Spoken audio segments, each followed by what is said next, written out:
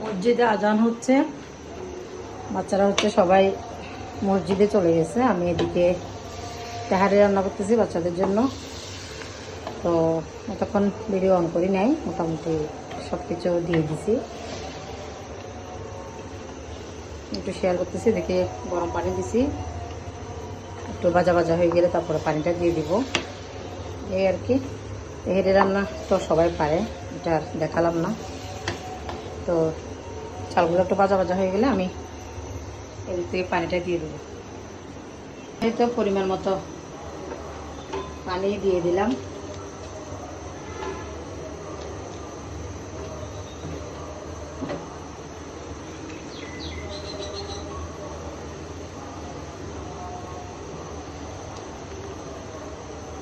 এখন হতে থাক, হয়ে গেলে পরে দেখাবো।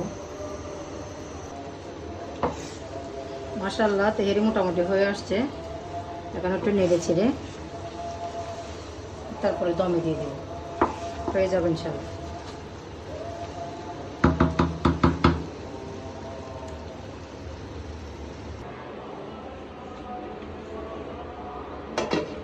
মাশাআল্লাহ তেহারি হয়ে গেছে আলহামদুলিল্লাহ।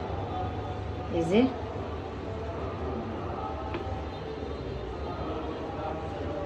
একদম হয়ে গেছে। বাচ্চারাও মসজিদ থেকে চলে আসছে, ওদেরকে দিয়ে দিব, খেয়ে নিবে। একটু কাছে দেখো,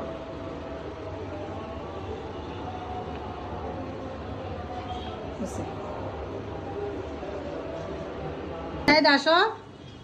এই যে ওদেরকে দিয়ে দিছি, ওরা খেয়ে নিবে। আশফাক জিলু নইয়ে এসে আমি আসো, বসো বসো বসো বসো, তাড়াতাড়ি বসে যাও।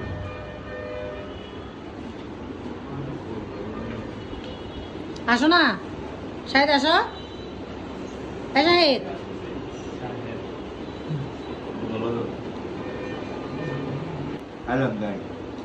এই যে ওরা সবাই চলে আসছে। জিল্লু এখনো আসে না, ওর জন্য ওয়েট করলাম। ও এখন আসতেছে না, ওদেরকে দিয়ে দিছি খাইতে।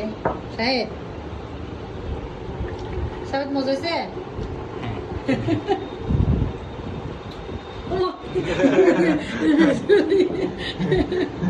বেশি মজার বলে হবে। হ্যাঁ